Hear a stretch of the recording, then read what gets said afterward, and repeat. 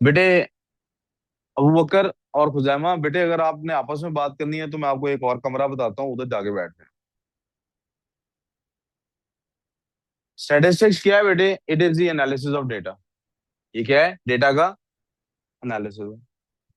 और ये डेटा का जो एनालिसिस है, ये एनालिसिस हम टेबल्स की फॉर्म में जब करते हैं या रॉ फॉर्म में करते हैं, तो डेटा कितना कम या ज्यादा है इसके ऊपर डिपेंडेंट होता है कि हमें क्या तरीकाकार इख्तियार करना चाहिए। आमतौर पे जब डेटा बहुत थोड़ा हो, गिनती की 5-7 वैल्यूज हों, तो हम ये डेटा रॉ फॉर्म में ही देख लेते हैं और हमें पता लग जाता है क्या परफॉर्मेंस। बेटे रजिस्टर निकाल लो, कोई कोई रफ नहीं है रजिस्टर तो लूज शीट दे दो। बाद इनको लूज शीट दे दो, इस बच्चे को लूज शीट दे दो। हमारे पास जब एक बच्चा है, उसका रिपोर्ट कार्ड है, 8 सब्जेक्ट्स के ग्रेड्स लिखे हुए हैं उसके, तो हमें वो रिपोर्ट कार्ड के ऊपर कोई फर्दर एक्टिविटी करने की जरूरत नहीं है। हमें वो 8 सब्जेक्ट्स एक से पेपर में नजर आ रहे हैं। वी कैन डिटरमिन बच्चा अच्छा बच्चा है, गंदा बच्चा है, मेहनती है, नहीं मेहनती। जब वो डेटा थोड़ा सा बढ़ जाता है, फर्ज करें पूरी क्लास का डेटा है, तो हम उसको डेटा को ग्रुप्ड डेटा की सूरत में या टेबल की फॉर्म में कन्वर्ट कर देते हैं।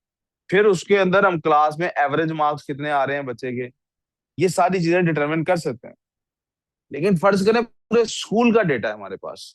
अब अब ये टेबल भी थोड़ा सा कॉम्प्लिकेटेड हो जाएगा। हमने सिंपल टेबल बना के उस पर देख लिया मीन कैसे निकालना है, मॉड कैसे निकालना है, मीडियन क्या होता है।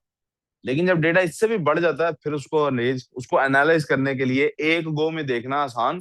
आजकल वो आपने शायद सुना हो, कोई फाइल्स आई हुई हैं, 3 मिलियन के करीब फाइल्स आई हुई हैं किसी कैरेक्टर की, जिसमें बहुत सारे केसेस निकल रहे हैं। राइट? तो अब वो 3 मिलियन फाइल्स कौन पढ़े? तो बढ़ जाता है। यही अगर उन 3 मिलियन फाइल्स के ऊपर एक किसी ने उसको स्टडी करके कोई ग्राफ बना दे कि तुम्हें कितने परसेंट क्या हो रहा है, क्या हो रहा है, क्या नहीं हो रहा, तो शायद उसे आम लोगों के लिए पढ़ने में या एनालाइज करने में आसानी हो जाए। इसी तरह से बेटा बाकी दुनिया का सारा डेटा होता है। मुल्क तरक्की कर रहा है, महंगाई हो रही है, नहीं हो रही, एवरीथिंग, यहाँ तक के साइंस की रिसर्चेस भी सारी इसी के ऊपर बेस्ड है। आपको पता है A लेवल में जब आप जाते हैं तो आप या बायोलॉजी पढ़ते हैं, मैथ्स पढ़ते हैं। राइट? दोनों सब्जेक्ट्स तो नहीं पढ़ते ना बच्चे। बायो केमिस्ट्री और फिजिक्स पढ़ते हैं जिन्होंने मेडिकल में जाना होता है, और मैथ्स फिजिक्स और कंप्यूटर साइंस या मैथ्स फिजिक्स और केमिस्ट्री पढ़ते हैं जिन्होंने इंजीनियरिंग में जाना होता है। यस, अलाउड तो है आप एक एडिशनल सब्जेक्ट के तौर पे बायो मैथ्स पढ़ सकें, लेकिन जो मिनिमम कॉम्बिनेशन है 3 सब्जेक्ट्स का, वो मैंने आपको बता दिया।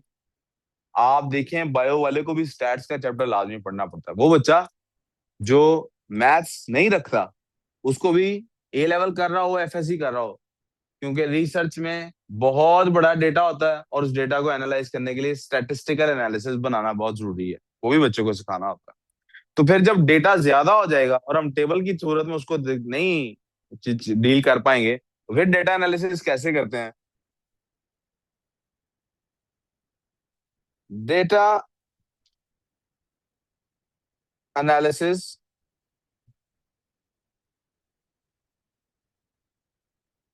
फिर क्या होता है, हमारे पास 3 अल्फाज इसके लिए हम इस्तेमाल करते हैं, और वो अल्फाज क्या है? पिक्टोग्राम्स,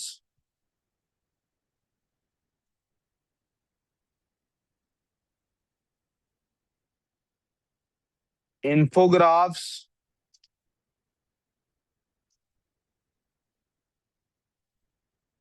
डेटा चार्ट्स। क्या लफ्ज आमतौर पे हम इनके लिए इस्तेमाल करते हैं? ये 3 अल्फाज इस्तेमाल करते हैं। अब ये तीनों अल्फाज सिनोनिमस हैं एक दूसरे से।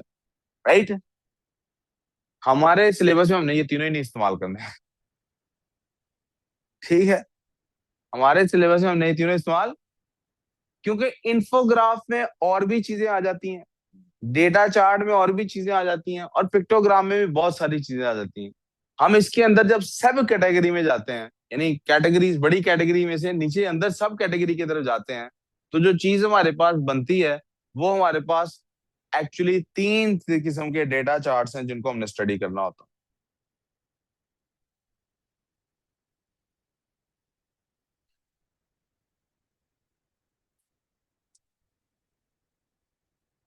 एक को हम कहते हैं पाई चार्ट,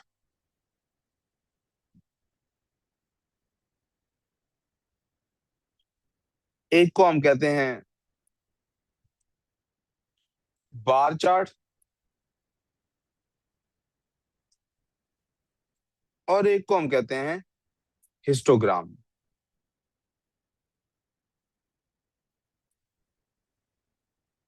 इसके अलावा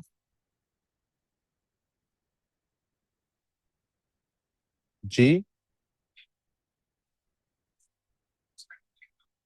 मैं सर अभी जाऊंगा आगे।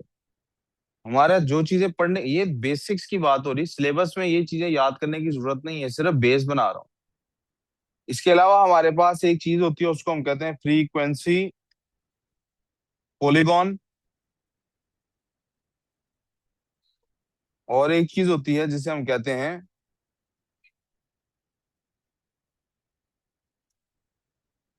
Cumulative frequency curve.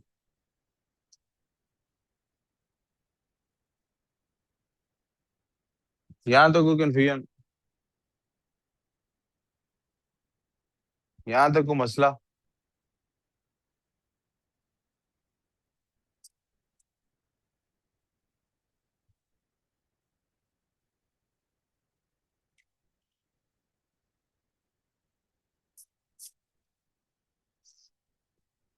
अब ये डिसाइड किस बेसिस पे होता है कि ये क्या बनाना है? सर इनसे कैसे कैसे एनालिसिस होता है जी बेटे?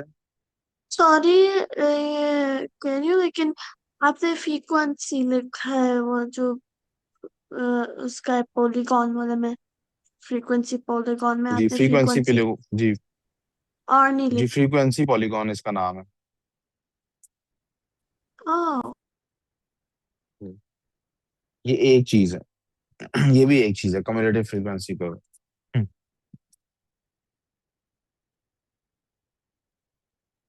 मैं इन सब का कुछ ना कुछ इंट्रोडक्शन देना चाहूंगा। लेकिन आई सपोज ये सारा इंट्रोडक्शन एग्जाम्पल्स के जरिए दिया जा सकता है।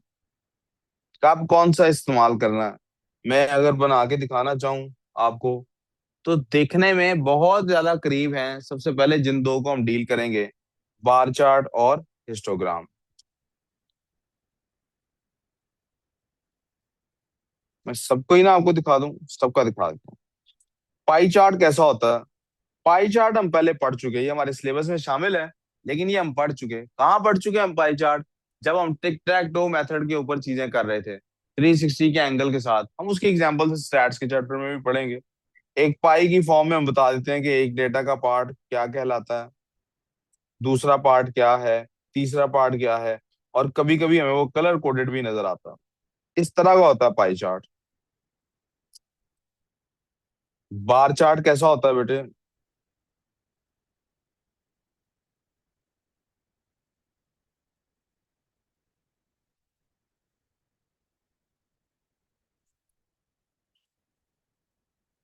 ऐसा होता है बेटे बार चार्ट।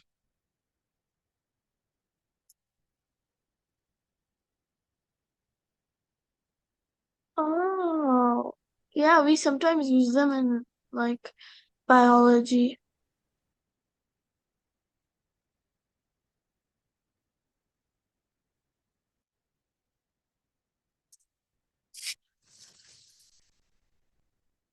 हिस्टोग्राम कैसा होता है बेटे? हिस्टोग्राम इससे थोड़ा सा मिलता जुलता होता है। सॉरी, पेंसिल जरा डिस्ट्रैक्ट, थोड़ा सा डिस्टर्ब कर गई, मैं इसको रिकनेक्ट कर लूं जरा।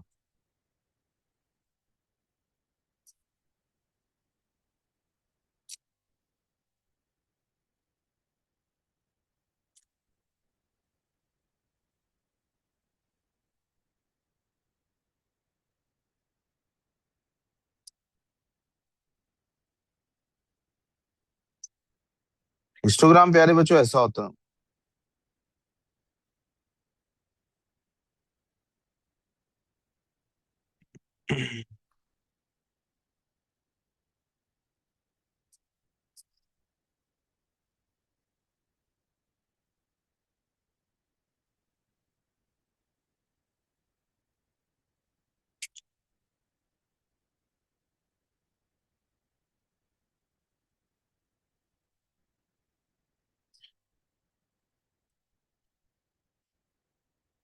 आप हिस्टोग्राम और पाई चार्ट, इसको बार चार्ट को जरा स्पेशली आपस में कंपेयर कर लें।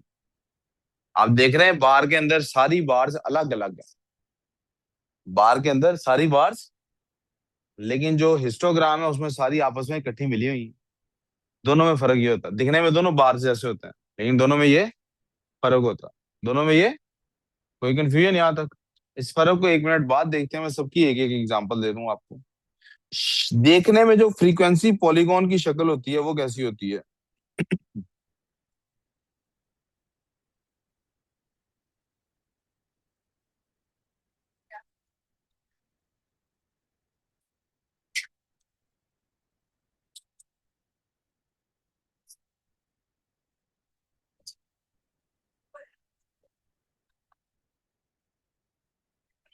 ये जो ऑरेंज कलर की लाइन है ये फ्रीक्वेंसी पॉलीगॉन है, ठीक है।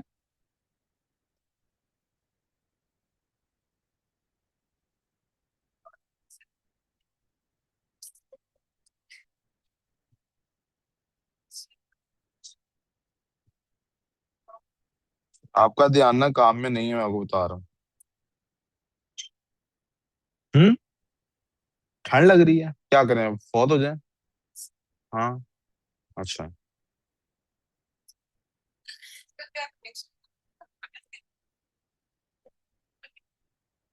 हम्म। सही है। इस फील हुई है मुझे। ये बेटा फ्रीक्वेंसी, कम्युलेटिव फ्रीक्वेंसी कर्व, ये एक रेंट जनरल मैंने बता दिया, शक्ल इसकी ऐसी है। यार तुझे मैं कैसे समझाऊं कि तूने अपना काम करना। उठ कहीं और बैठ जा, इधर साथ वाली चेयर पे बैठ जा। फिर उसकी कॉपी पे लिख रहा, अपनी कॉपी पे लिख रहा। पढ़ने आया क्या करने आया? हाँ भाई, आप तो कल पढ़ रहे थे सारा दिन, है ना? कितनी देर पढ़ा था कल? तो फिर यही बस्ता नहीं लेके गया, सर बाजू में दर्द हो रहा था। काम नहीं कर सके, सर बाजू में दर्द हो रहा था। और रात सारी उसके साथ बाहर खेलता रहा, वो नहीं बाजू में दर्द हो रहा था। बंदे को शर्म। पिनोकियो होता ना, आप पिनोकियो होते ना तो आपकी नाक यहाँ से ऑस्ट्रेलिया जाती। इतने बड़े झूठे हैं आप। पिनोकियो पता है ना आप लोगों को? Yeah, his हमारी nose दुनिया में सारे was funny like बाज पिनोकियो होते हैं, उनका झूठ बोलने पर रंग काला होना शुरू होता है, बाज का पिंक हो जाता है।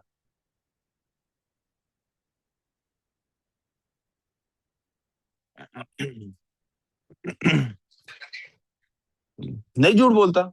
2 दिन से कहाँ पे था? फिर क्या कर रहा था 2 दिन से? 2 दिन से सो रहा था। उठ जा, नहीं तो नसीब सो जाना जरा। यार बेटे आपको हुजैमा, मैं आप देखें मुश्किल है ये मेरे लिए, फिर भी आपको प्यार से कह रहा हूँ। यार मेहनत कर लो यार, पढ़ लो। सबकी शक्लें बेटा पता लग गई आपको? दिखने में कुछ ऐसे होते हैं यार, राइट? क्या कह रहे हो बेटे? दिखने में ये कुछ इस किस्म के होते हैं बेटे, जितनी तवज्जो उसकी बकवास पे कर रहे हो, इधर ध्यान दे लो उतनी तवज्जो से। अब फिर हमें बार चार्ट और हिस्टोग्राम को सबसे पहले देखना है, क्योंकि अगर इन्हें इनकी हमें समझ आ जाएगी ना, तो आपने देख लिया होगा कि जो फ्रीक्वेंसी पॉलीगॉन है वो तो बनती है हमेशा। फ्रीक्वेंसी पॉलीगॉन जो है वो हमारी आ, कोई ना कोई बार चार्ट या हिस्टोग्राम को लेके उस पर बनती है। हिस्टोग्राम पे भी बनती है और बार चार्ट पे भी बन सकती है। फ्रीक्वेंसी पॉलीगॉन जो है वो हमारी या बार चार्ट पे बनती है या हिस्टोग्राम पे बनती है। तो हमें फ्रीक्वेंसी पॉलीगॉन समझ होगी तो कम्युलेटिव फ्रीक्वेंसी कर्व आएगी। अब आप ऑर्डर देखें, कम्युलेटिव फ्रीक्वेंसी कर्व अगर समझनी है तो उसको समझने के लिए हमें फ्रीक्वेंसी पॉलीगॉन आती होनी चाहिए। और फ्रीक्वेंसी पॉलीगॉन बनाने के लिए हमें हिस्टोग्राम या बार चार्ट आता होना चाहिए। पाई चार्ट को मैं इसलिए टच नहीं कर रहा, हम पहले कहाँ कवर कर चुके, जब हम यूनिटरी मेथड कर रहे थे। दोबारा भी इसमें उसके क्वेश्चन आएंगे, रिवाइज और रिकॉल करेंगे, लेकिन अभी उसको डिस्कस करने की जरूरत। यहाँ तक किसी को भी कंफ्यूजन जी? अब किसी का सवाल था वो पूछ ले, फिर आगे जाता हूँ। जी। जी।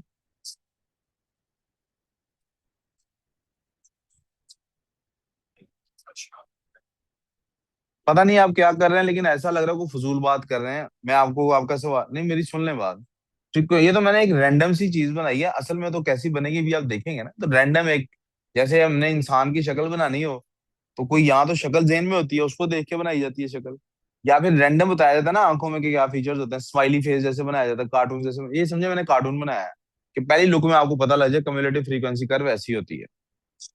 सर छोड़े, जो भी हो गया कोई फर्क नहीं पड़ने लगा, आगे ही चलते हैं।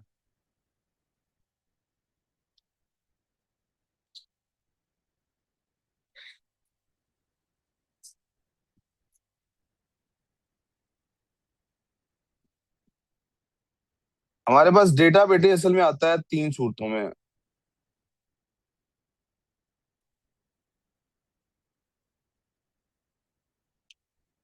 वो तीन सूरतें क्या है? हमारे पास डेटा आ जाता है सिंगल वैल्यू टेबल। इससे क्या मुराद है? अब याद कीजिए, हमने पीछे एक टेबल बनाया था जहां पे हमने बच्चों की एजेस ली थी। क्या ली थी बच्चों की?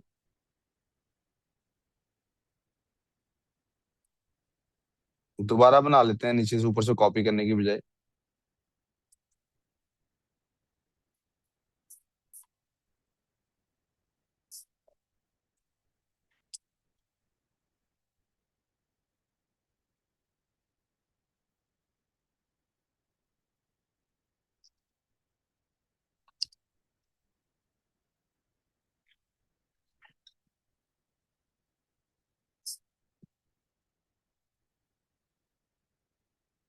हम लोग लेते थे बच्चे की एज और उसकी निकालते थे फ्रीक्वेंसी।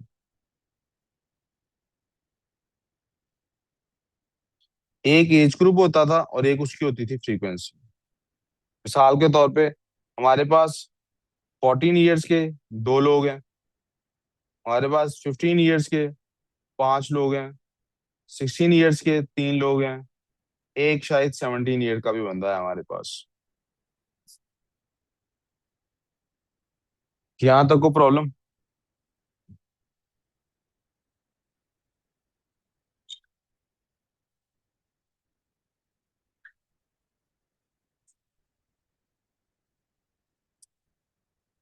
यहाँ तक किसी को प्रॉब्लम? आप देखेंगे कि इसमें जो हमारे पास एक्स वैल्यू है वो सिंगल वैल्यू है। वो कौन सी वैल्यू है? कोई रेंज तो नहीं दी हुई? कोई रेंज तो नहीं है इसके अंदर? रेंज वाला डेटा कहाँ दिया जाता है? जहां वैल्यूज होती हैं बेटे कंटिन्यूअस। प्लीज इस बात को जरा समझ लीजिए। एक साइड नोट बना रहे हैं हम, पहले इसको समझ लीजिए।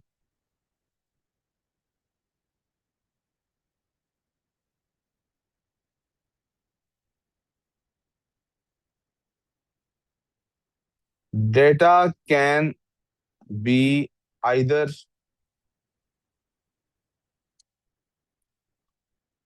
डिस्क्रीट और कंटिन्यूस। डेटा या तो होगा डिस्क्रीट या क्या होगा? इनका मतलब क्या है? डिस्क्रीट का मतलब होता है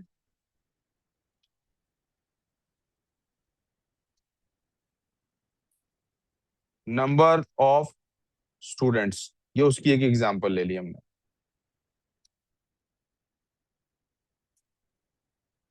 अब नंबर ऑफ स्टूडेंट्स कितने हो सकते हैं?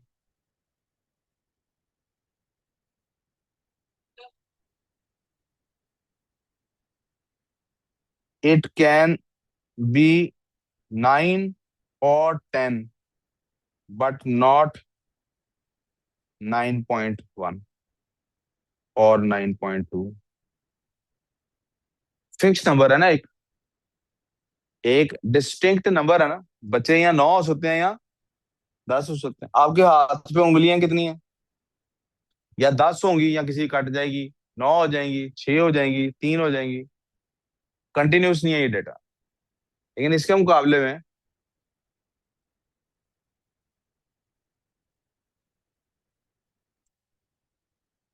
वेट ऑफ किड्स,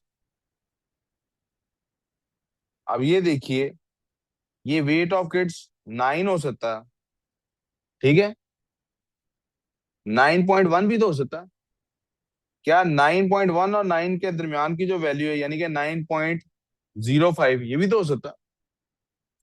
9.05 से लेके 9.06 के दरमियान की वैल्यू भी तो हो सकती है, 9.053। कंटिन्यूस है, कहीं दरमियान में ब्रेक डेटा विद ब्रेक्स और data without breaks, data with breaks and data. ये जो डेटा आपको लेफ्ट साइड पे अभी नजर आ रहा है, ये कौन सा डेटा था? वॉज इट डिस्क्रीट या कंटिन्यूस? ये कौन सा डेटा था? क्या मैं यहाँ पे लिख सकता हूँ डिस्क्रीट?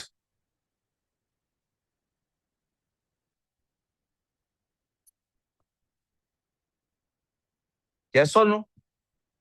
यस और नो? ऐसे सब सब्सटेंस का, ऐसे डेटा का हमेशा जो चार्ट बनता है वो बार चार्ट बनता है। कौन सा चार्ट बनता है?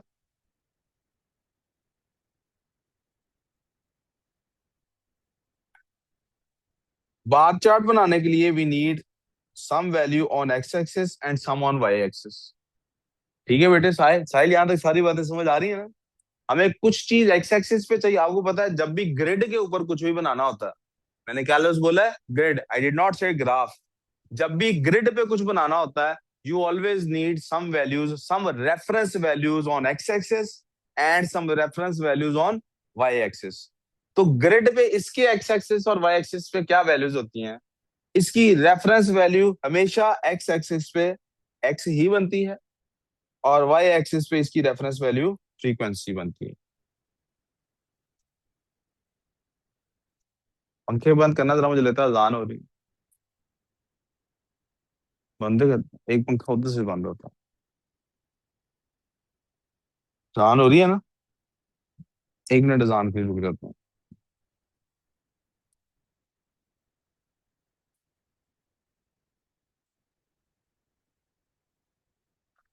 हाँ सुनिए।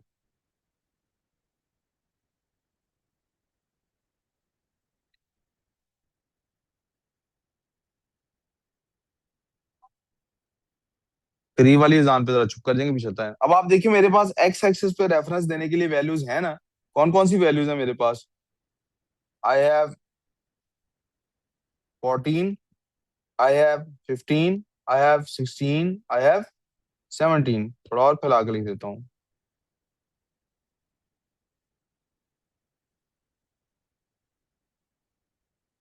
14,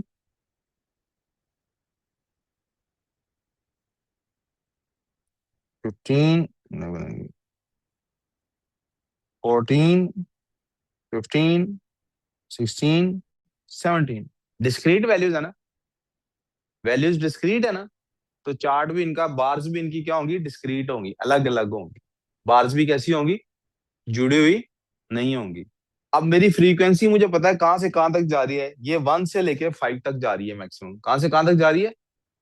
मैं वाई एक्सिस की वैल्यूज कैसे ले लेता हूँ? 1, 2, 3, 4 और।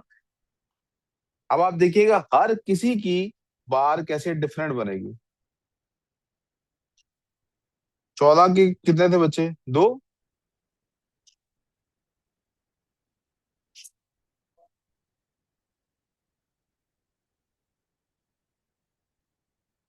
क्यों हंसे हो? सही बताओ, कुछ भी नहीं कहूँ, क्यों हंसे हो?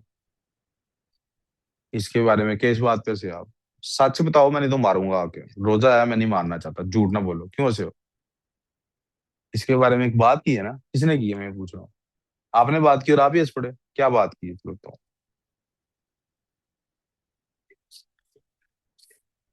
उठो यहाँ से। मेरी क्लास में दोबारा किसी के साथ बैठे ना नजर आना। उठो आप भी यहाँ से। उठो उठो। उठो जल्दी जल्दी उठो। किसी के साथ दोबारा बैठे ना नजर आना। मैंने आपको सुबह कह दिया, अब कल से ना आना। एक ही तरीका है मेरी क्लास में आने का, आपने वहां साइड पे बैठना है। और आप किसी से बात करते नजर ना हो सारा दिन मुझे। अकेडमी के अंदर दाखिल हुए, आपका तल्लक सबसे खत्म। बाहर जितनी मर्जी दोस्तियां पालो, अंदर किसी के साथ नजर आए, आपको भी मारूंगा, उसको भी मारूंगा, और दोनों को निकालूंगा अभी यहाँ से। जी। 15 वाले कितने थे बच्चे? 5। जनाब।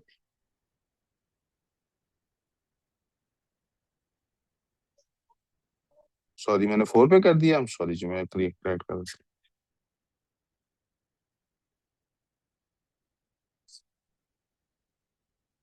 16 वाले कितने हैं जी?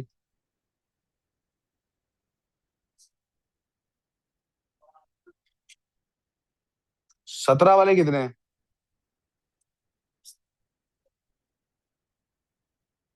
आप खुद भी देख सकते हैं कि कौन से डेटा को पढ़ के ज्यादा आसानी से पता लग रहा है, किसको एनालाइज करना ज्यादा आसान है। नंबर्स को देखना और सोचिए, ये 50 60 मेरे पास डेटा, यानी तो मैंने तो सिर्फ 5 वैल्यूज का डेटा है, 14 15 16 17, 4 वैल्यूज। ये 10 15 वैल्यूज होती हैं। बच्चे मेरे पास 50 50 70 80 बच्चे होते हैं। हर बच्चे की अलग एज लिखी हुई, पढ़नी आसान थी। या ये डेटा देखना आसान है, या इससे भी ज्यादा आसान ये चार्ट देखना है, जिसको देख के फौरन पता लगता है कौन से बच्चे ज्यादा, कंपैरिजन हो सकता है आपस में।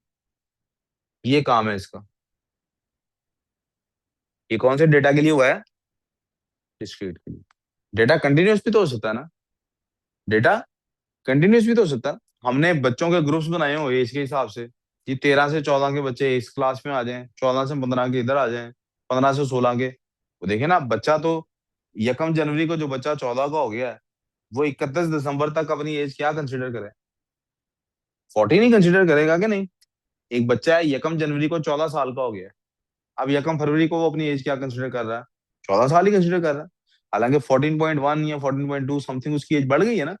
मार्च में 14 का, अप्रैल में 14 का, मई में, तो वो 14 पॉइंट समथिंग बन रहा है ना। किस दिन जाके वो अपने आप को 15 का कंसिडर करता? तो देर इज अ, हमें एक ग्रुप बनाना पड़ेगा भाई, 14 से 15 साल वाले बच्चे, या 1 जनवरी 2000 में पैदा होने वाले बच्चे, तो 1 जनवरी 2010 से लेके 31 दिसंबर 2010 तक वाले बच्चे एक तरफ हो जाएं। 1 जनवरी 2011 से लेके 31 दिसंबर 2011 तक वाले एक तरफ हो जाएं। समझ आ गई मेरी बात? सो इसलिए कुछ डेटा हमारे पास कंटिन्यूस भी होता है। कंटिन्यूस डेटा के लिए बनाया जाता है बेटे हिस्टोग्राम। क्या बनाया जाता है? क्या बनाया जाता है बेटे? सिंगल वैल्यू टेबल के साथ मैंने बार चार्ट क्यों नहीं लिखा? लिखना चाहिए था मुझे।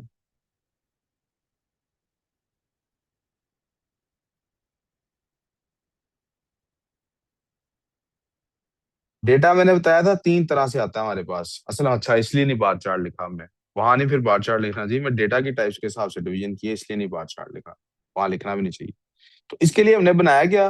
We formed a bar chart. क्या बनाया हमने इसके लिए? अब फर्ज करें डेटा मेरे पास जो है वो कंटिन्यूस डेटा। कंटिन्यूस डेटा कैसे हो सकता है?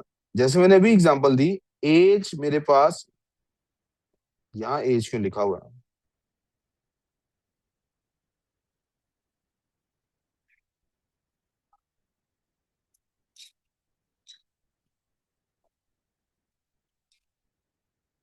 अच्छा, इस वजह से लिखा हुआ था।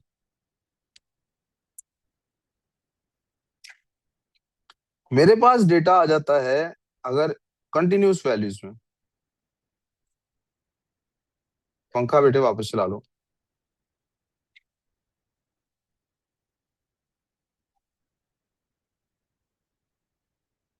Range values table. अगर मेरे पास ऐसा होता है कि रेंज बन के आ जाती है टेबल की, और इसके अंदर असल में वो क्या मतलब है इससे, कि अब मेरे पास वैल्यूज हैं कंटिन्यूस। कैसी वैल्यूज हैं बेटे? कंटिन्यूस वैल्यूज हैं। तो फिर क्या होगा? इसकी एक एग्जांपल ले लेते हैं डेटा की।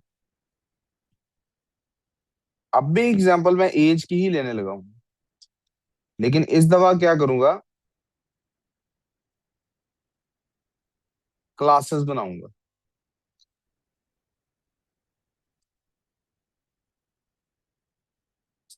मिसाल के तौर पे मैंने कहा जनाब, हम 10 से लेके 12 साल के बच्चों की एक क्लास बनाते हैं, 12 से लेके 14 साल के बच्चों की दूसरी क्लास बनाते हैं, 14 से लेके 16 साल वालों की तीसरी क्लास बनाते हैं, और इसको थोड़ा एक्सटेंड कर देते हैं।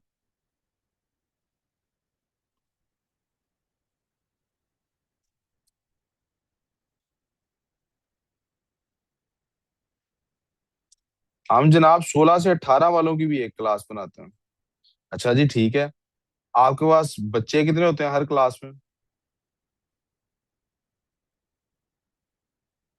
जी बच्चों, कितने बच्चे होते हैं जी हर क्लास में हमारे पास जनाब हर क्लास में, जो 10 से 12 वाली है इसके अंदर हमारे पास 10 बच्चे हैं।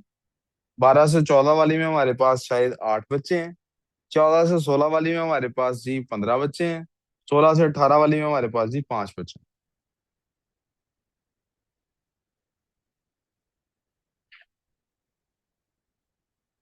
अब आप देखिए कि हमारे पास जो टेबल बन रहा है उसके एक्स एक्सिस और वाई एक्सिस पे जो रेफरेंस वैल्यूज बननी है वो कैसी होंगी। आपने यकीनन ठीक गैस कर लिया होगा, नहीं किया तो मैं बता देता हूँ।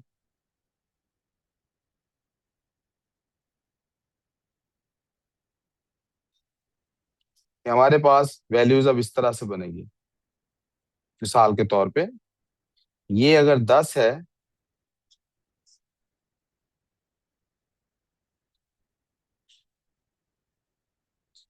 तो ये हमारे पास 12 है, ये 14 है, ये 16 है और ये 18 है। हमारे पास ये क्या बन रहा है, ये हमारे पास वही एक्स वाली एक्स एक्सिस पे डेटा की जो डेटा की रेफरेंस वैल्यूज है वो बन रही है। ठीक है बेटे। और वाई एक्सिस पे फिर से क्या बनेगा, फ्रीक्वेंसी। फ्रीक्वेंसीज क्या बनेगी हमारे पास फ्रीक्वेंसीज मुझे नजर आ रहा है 10 तक जा रही है। फ्रीक्वेंसी कहाँ तक जा रही है, 15 तक जा रही है। ओके, मैं ऐसा कर लेता हूँ फिर कि मैं 2, 4, 6, 8, 10, 12,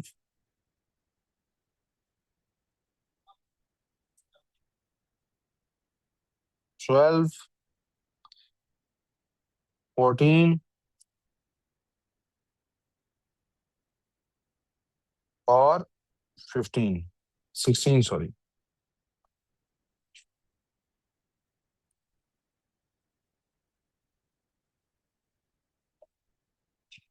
जी प्यारे बच्चों, क्या ये ठीक है, इसमें कोई मसला यहाँ तक कोई। 10 से 12 तक कितने बच्चे थे।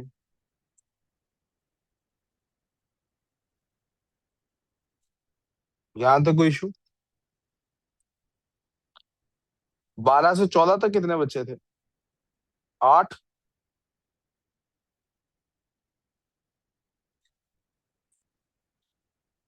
14 से 16 तक कितने बच्चे हैं।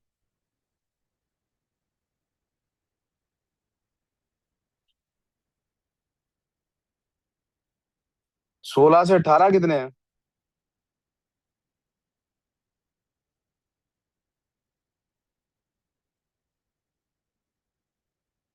यहाँ तक कोई कंफ्यूजन,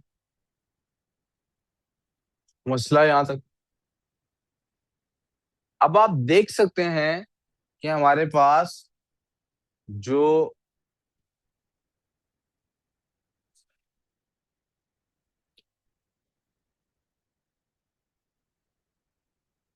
एरिया अंडर एनी बार, या यूं कह लेते हैं एरिया अंडर द ग्राफ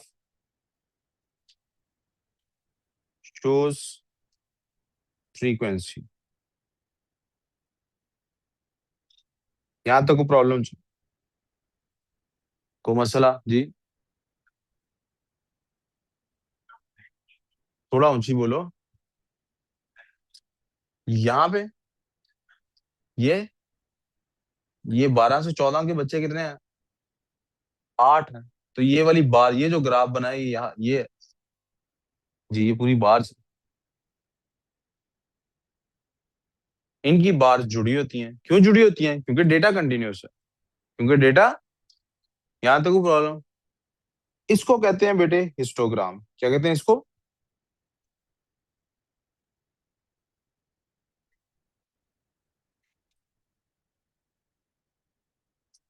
आप एक खास क्वालिटी इस हिस्टोग्राम की चेक करें।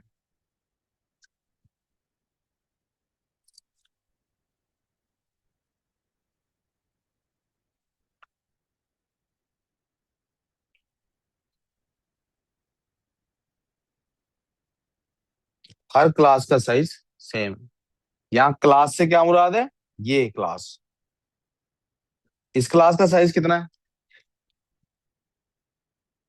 क्या इसका भी उतना। क्लास साइज कैसे निकलता है, upper bound minus lower bound, upper bound minus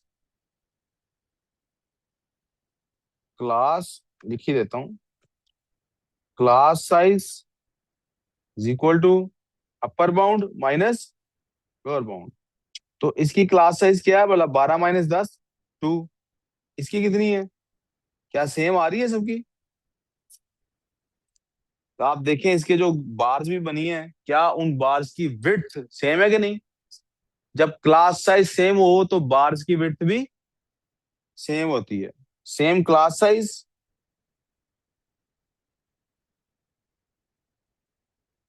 means same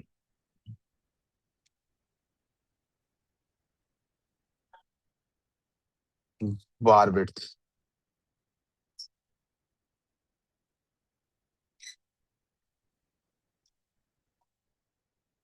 यहाँ तक को प्रॉब्लम किसी को? जी ये हिस्टोग्राम है सर, मैंने फर्क बताया आपको बार चार्ट में और हिस्टोग्राम में।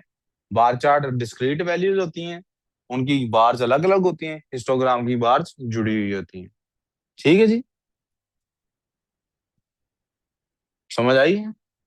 श्योर, लिख भी रही हो ना साथ साथ? एक रेंज वैल्यू टेबल और भी बनाना है बेटा।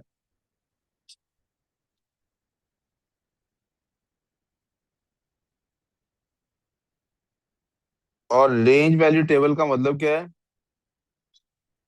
Continuous data. लेकिन इसमें क्या फर्क होगा? इसमें but with different class sizes. बाजुकात क्या होता है बेटे, हमारे कुछ डेटा ऐसा होता है जिसमें क्लास साइज सबका डिफरेंट होता है, यानी ग्रुप्स का जो साइज है सेम नहीं होता। ठीक है, मिसाल के तौर पे आप यही देख लीजिए कि जब हमारे यहाँ लोगों को सैलरियां दी जाती हैं गवर्नमेंट इदारों में, तो 12 से लेके 14 स्केल वालों के लिए कुछ और फॉर्मूला होता है, 14 से लेके फिर 16 नहीं 18 तक के लिए और फॉर्मूला डिजाइन कर, 18 से 21 तक के लिए एक और फॉर्मूला डिजाइन कर दिया जाता है। कई ऐसे राइट्स हैं जो भी साल अव्वल से लेके साल 4 साल तक की या 5 साल की उम्र तक के आपके राइट्स होते हैं। पोलियो वैक्सीनेशन जैसे वैक्सीनेशन की डेट्स के साइज डिफरेंट होते हैं। कुछ राइट्स होते हैं वो आपको 5 साल की उम्र से लेके 16 साल की उम्र तक हासिल होते हैं। कुछ राइट्स होते हैं वो आपको 16 से लेके 18 की उम्र में राइट्स मिलते हैं, पहले नहीं होते। कुछ 18 के बाद राइट्स मिलते हैं, उससे पहले नहीं होते। यानी बाज औकात जो डेटा की रेंज है वो डिफरेंट होती है। बिजनेस में देख लीजिए जी, हमारा कार गाड़ियां मैन्युफैक्चर करने का प्रोग्राम बिजनेस है। तो हमारी जो गाड़ियां जी 30 से 40 लाख की ब्रैकेट में आती हैं गाड़ियां, उनकी सेल ये होती है। जो 40 से 80 लाख की रेंज में आती हैं उनकी सेल ये होती है। जो 80 से करोड़ तक में आती, आप देख रहे हैं हर क्लास का साइज डिफरेंट है। कभी कभी क्लासेस का साइज डिफरेंट होता है, क्लासेस का साइज डिफरेंट होता है। तो आप सोचें फिर हिस्टोग्राम की जो बार्स हैं उनका साइज भी डिफरेंट होना चाहिए कि नहीं? तब हिस्टोग्राम कैसे बनाते हैं? तब बेटे हमें एक एडिशनल कॉलम बनाना पड़ जाता है। मैं पहले आपके सामने क्लास लिख रहा हूँ। क्लासेस कौन सी बना रहा हूं मैं जी? थोड़ा सा और इसको तो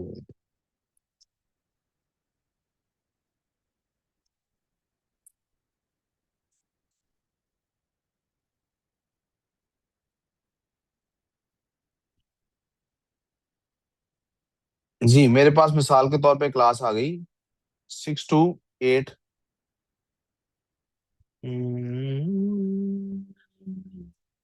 कोई क्लास साइज ले लें भाई जी। मेरे पास मिसाल के तौर पे क्लास आ गई 0 से लेके 5, फिर 5 से लेके बजाय 10 तक के 15, फिर 15 से लेके 20, फिर 20 से लेके 35। आप देख रहे हैं मेरी चारों क्लासेस के साइजेस डिफरेंट हो गए। अच्छा जी, जो मेरे पास फ्रीक्वेंसी डेवलप होती है, हर क्लास की फ्रीक्वेंसी को मैं जब चेक करता हूँ, मेरे पास फ्रीक्वेंसी डेवलप हो रही जनाब 0 से लेके 5 तक। लेट्स से मेरे पास 4 ऑब्जेक्ट्स आते हैं, 5 से लेके 15 तक लेट्स से मेरे पास 8 ऑब्जेक्ट्स आते हैं। 15 से लेके 20 तक लेट्स से मेरे पास 2 ऑब्जेक्ट्स आते हैं। और 20 से लेके 35 तक लेट्स से मेरे पास 10 ऑब्जेक्ट्स आते हैं। अब जो हिस्टोग्राम बनेगा बेटे वो इन दोनों की रेफरेंस वैल्यूज के साथ नहीं बन सकता, क्योंकि हर किसी का क्लास साइज डिफरेंट है, हर किसी का क्लास साइज डिफरेंट है। अब एक नई तरह का हिस्टोग्राम बनेगा जिसके लिए हमें एक और कॉलम बनाना पड़ेगा, और उस कॉलम का नाम होता है बेटे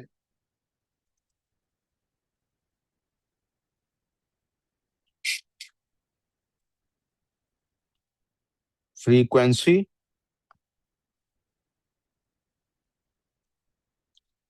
डेंसिटी।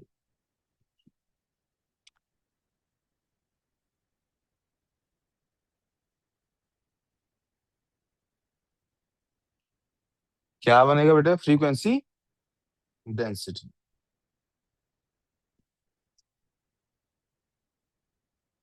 फ्रीक्वेंसी डेंसिटी बेटे कैसे निकलती है? फ्रीक्वेंसी डेंसिटी का बेटे निकलती है frequency divided by class size. ठीक है बेटे, फ्रीक्वेंसी डेंसिटी निकलती है frequency divided by class size. Frequency divided by class size. सबसे पहले वाले पे चलते हैं जी। 4/5 क्या आंसर आएगा बेटे? 0.8। 8/10 क्या आंसर आएगा बेटे? 0.8। मैं फिर से, मेरा ख्याल है शायद इसको इस तरह से कर देना चाहिए, ऐसे एरो बना देता हूँ।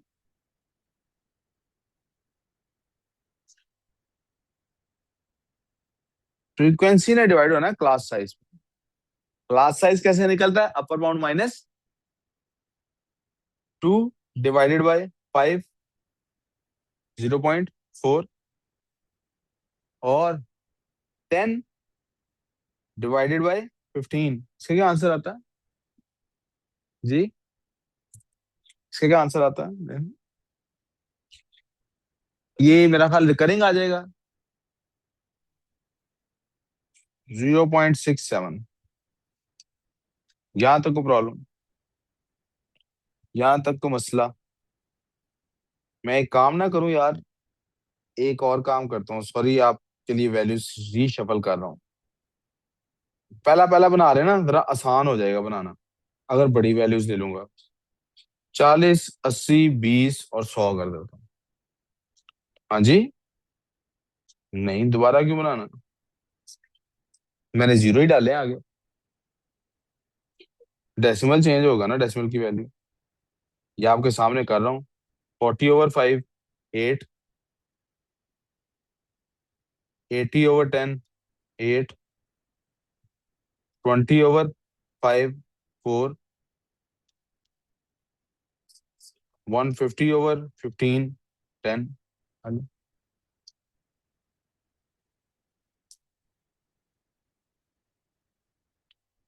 किसी को मसला है यहाँ तक तो प्लीज बताइएगा।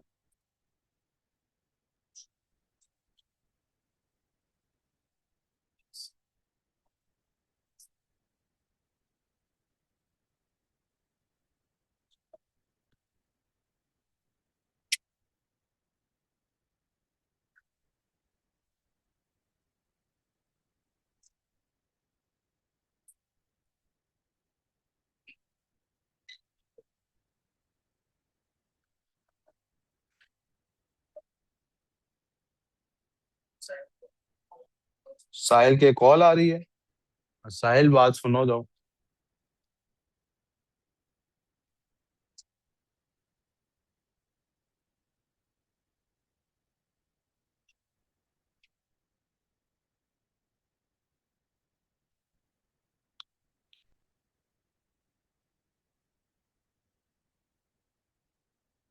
यहाँ पर बेटे जब हम ये ग्राफ बनाते हैं तो क्या करते हैं?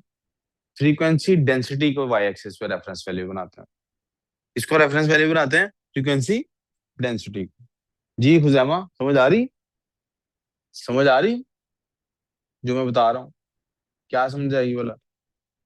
हाँ, जब हमने क्लास साइजेस डिफरेंट हो तो ग्राफ के साथ रेफरेंस वैल्यू क्या लेनी होती है? फ्रीक्वेंसी। अब जरा गौर कीजिएगा कि मेरे पास जो नीचे एक्स एक्सिस है वो कैसे बनेगा। उसकी मेरे पास वैल्यूज आ रही हैं 0 से 5। तो मैं यहाँ पर लिखूंगा 5, यहाँ पर लिखूंगा 10, यहाँ पर लिखूंगा 15, यहाँ पर लिखूंगा 20, 25, 30 और 35। आंसर कैसे हैं? ठीक है। आपकी क्लास है ना, केमिस्ट्री की है ना? 5 से 1 मिनट हार्डली। जी, यहाँ तक को प्रॉब्लम क्लियर सो बात। अब जरा जो मुझे दूसरी तरफ बनाने हैं वो मेरे जा रहे हैं 20 से लेके 150 तक। 20 से लेके लाइनें कितनी अवेलेबल हैं? 1 2 3 4 5 6 7 लाइनें अवेलेबल हैं। तो मैं 20 20 के गैप से भी अगर बनाऊं तो वो 140 तक जा पाएगा। तो मैं इसलिए किस गैप से बना देता हूँ? 40 के गैप से। ठीक है जी, 4 लाइनों में मैं पहुंच जाऊंगा 160 पे। ठीक है बच्चों, यस और नो? 25 के गैप से ही बनाया जा सकता है। Let's make it like this: 40, 80, 120 और 160। बेटे 40 से स्टार्ट लिया ना, 0 से 40, 40 से 80, 80 से 120, 120 से। ठीक है जी, यस। अब जरा हमने बनाना किस किस के साथ है ग्राफ? क्लास साइज और फ्रीक्वेंसी डेंसिटी के साथ। 0 से 5 तक के लिए क्या वैल्यू थी हमारी? 40। 0 से 5 तक के लिए क्या वैल्यू थी हमारी? ये हमारा बन गया पहले वाला। फिर हमारे पास 5 से 15 है और उसकी वैल्यू क्या है? 80। सो 5 से 15 की वैल्यू है 80। फिर हमारे पास है जी 15 से 20 और उसकी वैल्यू है 20। फिर हमारे पास है जी 20 से 35 और उसकी वैल्यू है 150।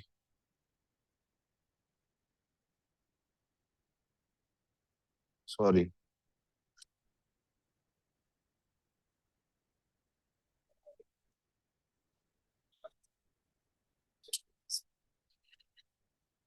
जनाब, this is called a histogram for when class sizes are different.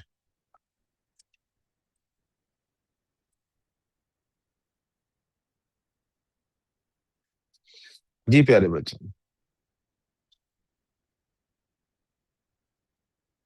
पता लग गया दोनों हिस्टोग्राम्स का क्या फर्क है दोनों के अंदर? एक में क्लास साइज था सेम और दूसरे में क्लास साइज था डिफरेंट। और होगा इसमें भी वही काम।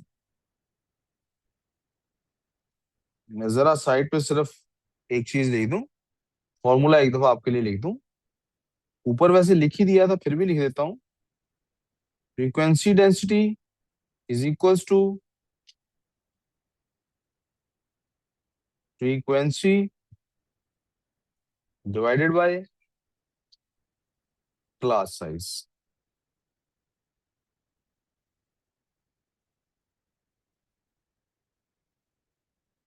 जी प्यारे बच्चों, इसको मसला।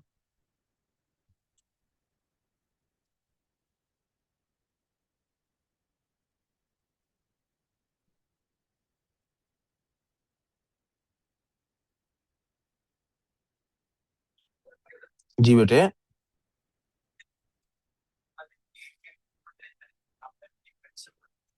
मैंने गलत बना दिया।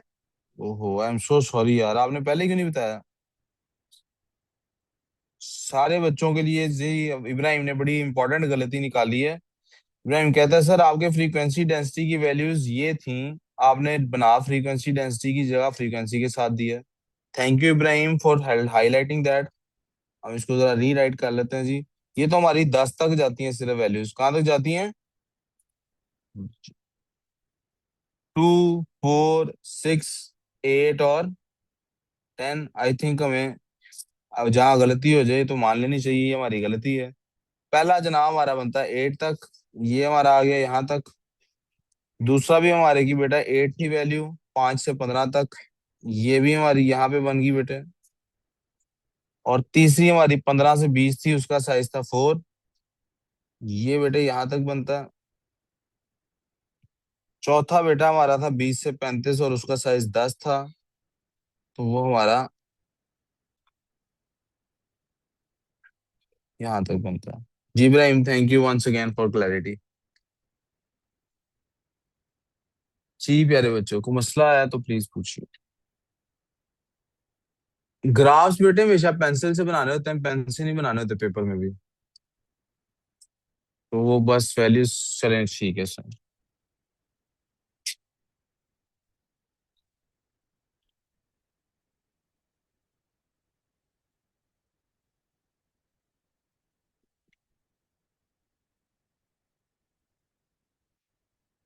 Important note, area under the graph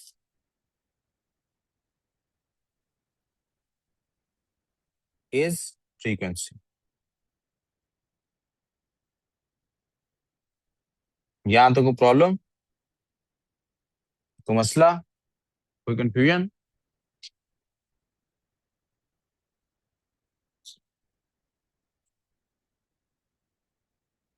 दो छोटे छोटे पॉइंट्स हैं, वो भी यहीं पे डिस्कस करने वाला हूँ, उससे हमारे दो और टॉपिक साथ ही क्लियर हो जाते हैं। पहली चीज, ये इसका मिड पॉइंट है ना बेटे? यस, यही इसका मिड पॉइंट है ना? इसका मिड पॉइंट ये है ना बेटे? नेक्स्ट बार का यहाँ है ना मिड पॉइंट? नेक्स्ट बार का यहाँ ऐसे ही है बेटे mid points. Are these the mid points? हम पीछे पढ़ चुके हैं कि जब भी किसी ग्रुप को, कभी भी आपको डेटा का ग्रुप दिया हो, तो उसकी रिप्रेजेंटेटिव वैल्यू उस ग्रुप का मिड पॉइंट होता है। उसकी रिप्रेजेंटेटिव वैल्यू उस ग्रुप का क्या होता है? आपने इन सब के मिड पॉइंट्स को बेटे कनेक्ट कर देना।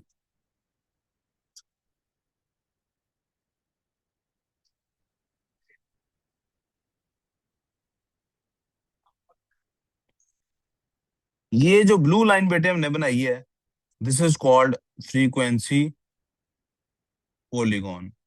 पेपर में कभी कभी आपको ये बनाने के लिए आ जाती है। मसला?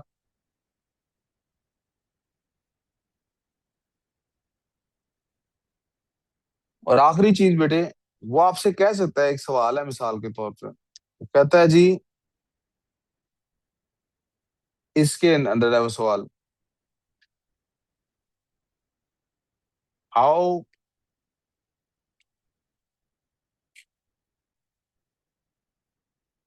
How many students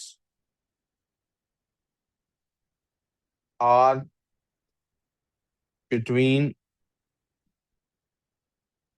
the ages of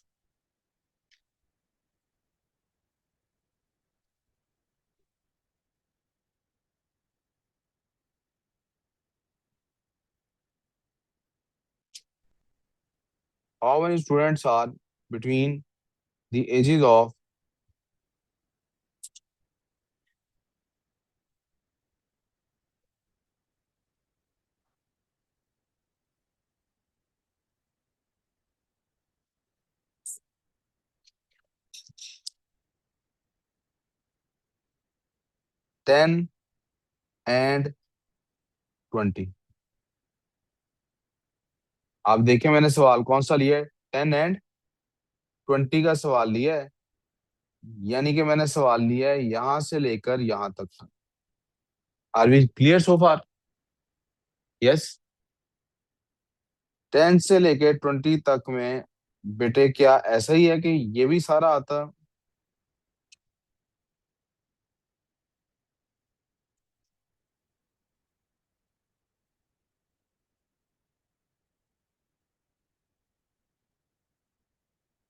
इसको मैं करके हाईलाइटर से, और ये भी सारा आता?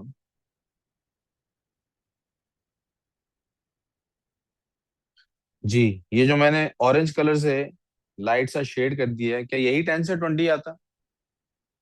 इसका जरा अगर एरिया फाइंड करें आप तो क्या निकलता? यहां से यहां तक कितनी लेंथ है बेटे? यहां से लेके यहां तक कितनी लेंथ है? 5 है।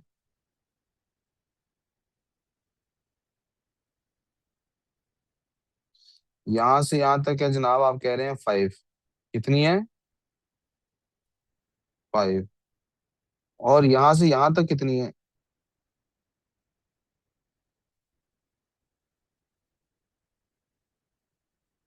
तो मैं कह सकता हूँ इसके नीचे जो एरिया आ रहा है that is 8 times 5 is equals to 40। Yes, ये कह सकता हूँ। यस। और जो एरिया यहाँ है, यहाँ से यहाँ भी लेंथ 5 है, क्या मैं ये कह सकता हूँ इट इज 5 टाइम्स 4? यस।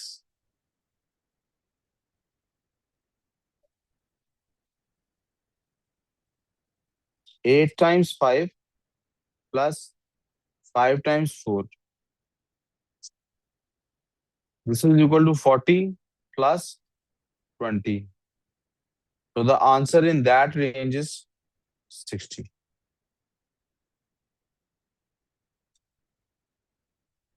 यहाँ तक को प्रॉब्लम। अब अगर हम जरा अपनी रीजनल उस पर स्कीम पे जाएं, तो हमने देख लिया फ्रीक्वेंसी पॉलीगॉन क्या होती है, हमने देख लिया पाई चार्ट तो पहले से देखा हुआ था, बार चार्ट देख लिया हमने, हिस्टोग्राम देख लिया, और अब हमारे पास क्या रह गया? कम्युलेटिव फ्रीक्वेंसी क्या रहेगी? यहाँ से आगे इंशाल्लाह कल करेंगे। किसी बच्चे का कोई सवाल है तो पूछ लें, कल की बजाय मंडे को।